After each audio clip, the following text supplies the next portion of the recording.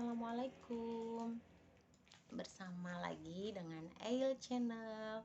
Di video kali ini kita akan saya akan memberi tips bagaimana sih cara membeli barang elektronik dengan berbagai macam merek, ya kan? Nah, di Indonesia kan banyak sekali ya merek-merek barang elektronik, A, B, C lah ya, nggak usah disebutkan ya kan, nanti dikira endorse ya kan. Kalau menurut saya pribadi ya, yang pertama itu ada 10 cara membeli barang elektronik.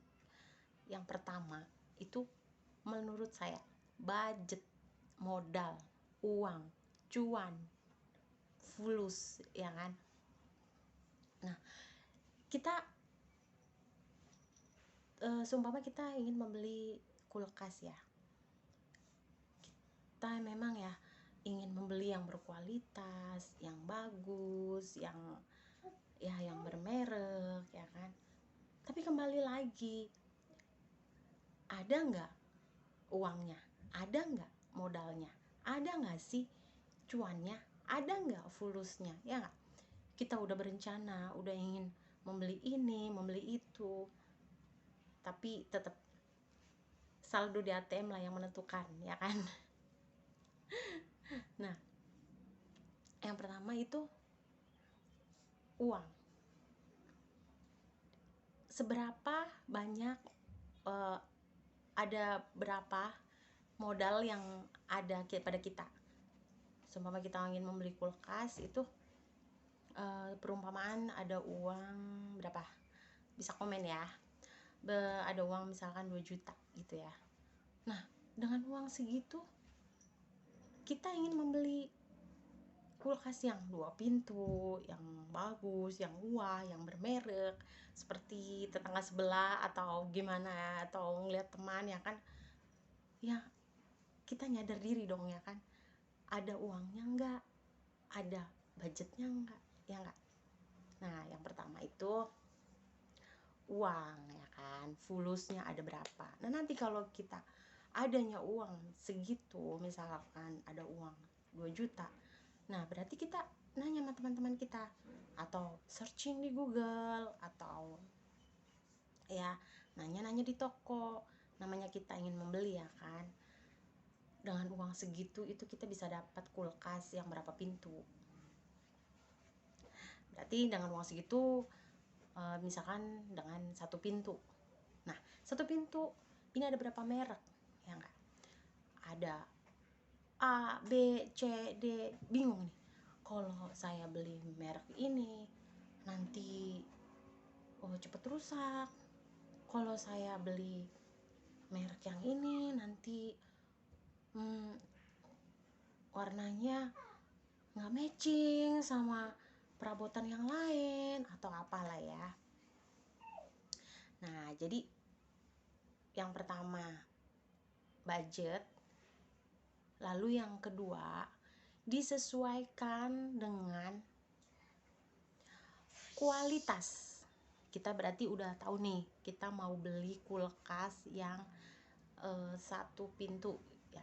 Nah, kita cari kualitasnya antara merek ini sama ini bagusan mana.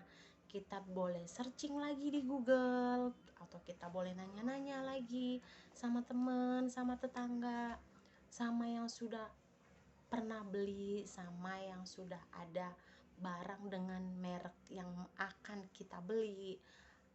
Kira-kira antara merek ini sama ini itu kualitasnya bagus yang mana ya. Nah, udah didapat nih bagus yang A misalkan, ya kan. Nah, langkah yang ketiga, cek original pabrik, ya kan. Karena ada juga beberapa elektronik yang produknya dari luar negeri ya teman-teman, seperti Malaysia, Thailand, dan China ya. Tapi kalau saya baca-baca gitu ya, lebih bagus dari Thailand dan China. dibandingkan produk dari Malaysia dan Indonesia ya. Yang keempat, terdapat sertifikat resmi dari produk itu sendiri. Sertifikat yang ada itu sebagai nilai tambahan dan menambah sebuah dan menentukan sebuah kualitas dari produk elektronik tersebut ya. Misalkan ada sertifikatnya atau tidak. Kita jangan asal membeli barang ya kan, ternyata tidak ada sertifikat atau palsu, atau ternyata barang sudah nggak bersegel, atau ternyata barang bekas milik orang yang nggak jadi dibeli, terus mungkin dibalikin lagi, retur lah ya, kembali lagi ke toko atau gimana lah ya. Jadi kita harus cek lagi sertifikat produk ya. Yang kelima, harus pastikan label spesifikasi yang tertera di produk itu sama nggak dengan hasil pengujian yang lolos pada sertifikasi produk. Maksudnya gini teman-teman, jadi sama nggak labelnya itu, sama nggak labelnya itu dengan uji coba produk itu. Karena kan kalau elektronik kan harus diuji coba dulu ya, nggak seperti makanan kan kita beli langsung dimakan, oke lah ya. Kalau kulkas atau AC atau HP kan harus diuji dulu kan dengan kelulusannya itu ya kan. Yang keenam, kita kunjungi toko resmi. Misalkan AC atau apa, kita mau beli di mana nih, kita mau beli di toko mana nih, kita udah rencana kita mau beli di toko seberang sana gitu misalkan ya kan. Bener nggak ada toko resminya nggak? Jadi bukannya apa nih, kita tahu toko resminya itu karena suatu saat barang itu rusak atau cacat, kita apalagi kalau beli barang online lah ya, atau cacat atau apa, kita jadi tahu gitu loh kita harus kemana, kita harus komplain dengan siapa. Jadi jangan asal ya udah nitip temen nih, pokoknya saya mau yang HP yang merek ini, yang RAM segini, yang atau apa, nanti ternyata tidak ada toko resmi ya kan. Nah jadi yang keenam itu kunjungi toko resmi ya. Anak saya ya teman-teman. Terus ada 9 ya tadi, 9 atau 10 ya, jadi ada 9. Yang ketujuh itu mendapatkan tambahan ya nggak. Sebagai ibu-ibu biasanya kita senang banget kalau ada promo, ada bonus, ada cashback. Kita beli AC, paling nggak di bulan Maret ini AC dengan merek ini ada promo sekian, ada cashback 300.000, atau beli AC dapat setrika, atau bisa jadi beli AC dapat payung atau dapat apa. Nah itu biasanya ibu-ibu berburu bonus, apalagi ibu rumah tangga ya seperti saya. Yang ke-9, review dari teman-teman atau tetangga. Yang tadi yang seperti dibahas yang poin pertama ya, sebelum kita membeli barang itu seenggaknya kita searching di Google atau apa. Jadi yang kalau yang searching atau apa kan kadang kan kita kurang yakin ya.